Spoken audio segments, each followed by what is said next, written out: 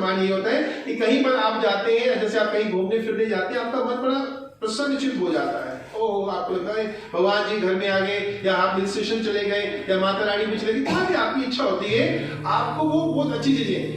वहां देखिए, सबसे मजे की बात देखिए, आप वहां पर कूड़ा करकट भी आपको बड़ा अच्छा लगता है वहां पर।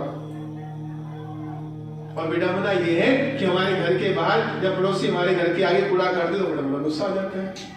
और वहां आप बाहर जाके कितना अच्छा, कि सूखे सूखे पत्ते कितने अच्छे लगे, पैर रखता हूं तो इसमें आवाज आती है मेरे को, क्योंकि वहां आप प्रसन्न हैं, आपको कोई स्ट्रेस नहीं है, कोई टेंशन नहीं है, कोई विचार नहीं लेके आ रहे हैं, आप विचार शून्य है। मतलब अर्थात मतलब औरों से विचार, वैसे विचार आते रहते हैं, शून्य तो कभी हो ही नहीं सकते, पर उसमें जो विवाहित समाजी चीजें उससे थोड़ी शून्य हो गए, फिर बच गए।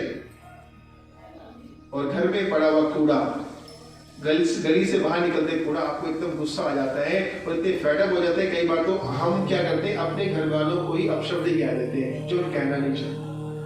ये स्थिति होती है, ये नियंत्रण नहीं है हमारा अपने यहाँ पर। तो यहाँ प्रथम जो चीज आ गई है, जो हम आप जो अपनी जिंदगी में जो कष्ट पा रहे हैं, जो पा रहे हैं, वो हमारे ही अपने जो वो पाप त्रय है उसके कारण है। इसमें कोई सगा संबंधी, अड़ोसी पड़ोसी, भगवान कोई भी जिम्मेवार नहीं है। ये आपको ये जान लेना चाहिए। आप किसी को दोषारोपण नहीं करें। हाँ, आपको लगता है प्रत्यक्ष व्यक्ति सामने मेरे सामने मुझे अपशब्द कह रहे, गलत कह रहे हैं, नहीं, वो कहीं ना कहीं आपने उसको एडवांस में कुछ दिया है, आज वो आपको रिटर्न हो रहा है। आप ये क्यों नहीं सोचते, जब आपको आपके इस आराध्य, आपके गुरुदेव को, सज्जन पुरुष को, महात्मा पुरुष को, विद्वान पुरुष आपको आशीर्वाद देता है, आप तो बड़े प्रसन्न हो जाते हो। आज जो गुरु जी ने बड़ा प्रसाद दे दिया, आज हमको बहुत सारे आशीर्वाद दे दिए, आज हम वहां गए थे, हमें बहुत कुछ मिल गया, वो भी तो अननेसेसरी मिला ना, वो तो आपको अचानक ही मिल गया सब कुछ, क्योंकि हम गए तो वहां से मिल गया। पर ये वाला व्यक्ति कोई हमें ऐसे अपशब्द बोल देता है, तो आपने पहले कहीं दिया था तो आज रिटर्न है, आपने पहले खोया है, पहले आपके अकाउंट में डाला है, तो आज आपको वापसी मिल रहा है। पर अब ये देखना है कि हमने खोया क्या है, हमने अपने अकाउंट में डाला क्या है, और आज मिल क्या रहा है। वही मिल रहा है जो हमने पहले सेव करके रखा हुआ है, जो हमारे बचत खाते में है, मिलेगा वही।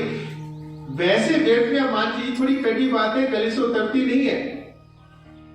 हम ये कहते हुए हमेशा सुनते हैं कि हमने तो कभी किसी के लिए कुछ गलत कहा ही नहीं है। तो जैसे एक महाजन, एक बिजनेसमैन, वो कई हमारे आपके खाते से, हमारे आपके कहीं परचून वाले के यहाँ, कपड़े वाले के यहाँ, या कहीं पर बहुत से लंबे खाते होते हैं। हर बार में हम उसको पेमेंट नहीं करते ना, हम उसको महीने का, साल का, कई बार 2-2 साल का, कभी 3-3 सालों का पुराना खाता चलता आता है। वो हमारे पास 3 साल का, 4 साल का खाते का बताता, भाई साहब आपका ये बिल है, ये पीछे रह गया था, अब आपको देना है। आप क्या करते हो, देते हो, थोड़ा सा हिचकिचाते हुए उसको देना पड़ता है, आपको मजबूरी में देना पड़ता है। ऐसे ही हम आप जो जन्म जन्मांतरों से करते हुए जो अपने कर्म फल करके आ रहे हैं, वो भी तो स्टोर हो रखे हैं, वो तो कहीं ना कहीं तो रखे हुए हैं, उसका फल कौन देगा। आप ही पढ़ते हैं, हम 84 लाख योनियों के बारे में पढ़ते हैं, ये वास्तविकता है, ये सच है, ये 84 लाख योनियां ही हैं। हम आप अभी तक यात्रा करने वाले जीव हैं, अभी हम आप मुक्त नहीं हुए, हम यात्रा ही किए जा रहे हैं, ऐसी दौड़ में भागे जा रहे हैं। कभी बिल्ली बने, कभी चूहा बने, कभी गिद्दड़ बने, कभी भेड़िया बने, कभी शेर बने, कभी हाथी बने, कभी कीड़ा मकोड़ा, पता नहीं क्या क्या बन के आके, और अब मनुष्य बने। इसके बाद पता नहीं क्या होने वाली हमारी प्रवृत्ति है, क्योंकि हमने अपने जीवन में जो कमाया है, जो कर्म किए, उसके अनुसार ही हमें अपने आगामी जीवन मिलेगा। ये कब तक मिलेगा, जब तक हमें मुक्ति की प्राप्ति नहीं होगी। ये सतत यात्रा है। और आप ये सोचो कि हम आप जब जाते हैं तो कहते हैं विश्राम करते हैं, हम ये नहीं कहते इसको मोक्ष मिल गया। हम क्या बोलते हैं श्राद्ध में, परमात्मा इनकी आत्मा को शांति दे, अपने चरणों में रखे, कह देते अरदास, पर वो रखेगा तब ना जब हम उसके चरणों के लायक तो बने।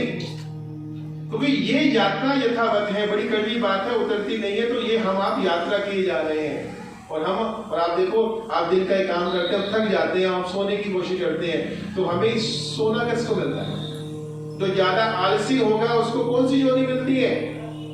अच्छा, सबसे ज्यादा सोने वाला जीव कौन,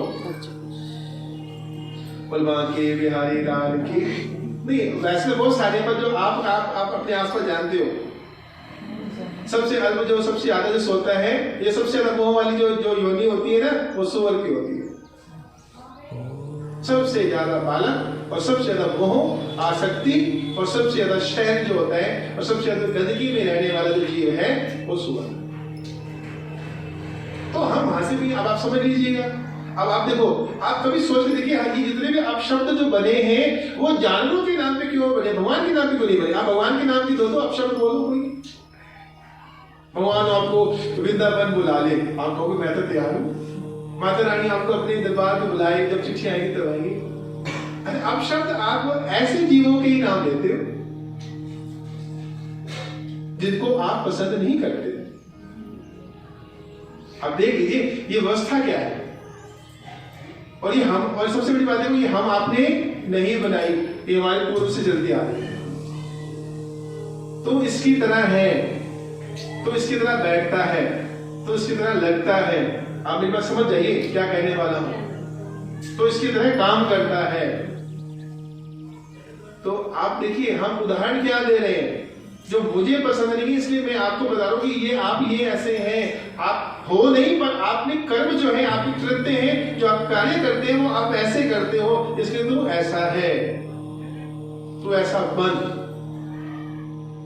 तो उसमें अच्छा, अब आपने किसने कहा, हमसे पूछा शुरू में किसी ने, बड़ी जी आप बताओ कि इसमें आजकल पहले तो आपको उसमें कथाओं में बात करते हैं, राजा होते थे और राक्षस होते थे, दैत्य होते थे, उनके तो बड़े बड़े सींग होते हैं, वो टीवी में भी दिखाते हैं, वो सींग लगा देते हैं, बड़े बड़े दांत लगा देते हैं, कंधे खड़े चेहरे लगा देते हैं। आजकल तो कोई राक्षस नहीं होता।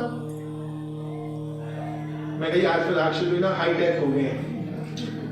राक्षस नहीं है, उन्होंने अपने सींग हटा दिए, उन्होंने दांत पर निकाल दिया, पर वो क्या है, वो हम आपके तरह सामान्य व्यक्ति के रूप में, मानव के रूप में आ गए हैं। आज की जो डेट में हम राक्षसों की जो पहचान, पहले राक्षसों का भी अपना वजूद हुआ करता था, वो अपना सरनेम और अपने आप को राक्षस कहलवाना गर्व से कहते हैं, गलत है तो गलत है। वो अपने आप को छुपा, वो दोहरा चरित्र कभी नहीं अपनाते थे। वो अपने आप को बस हम गलत हैं तो गलत, हम राक्षस तो राक्षस, हम देवता तो देवता।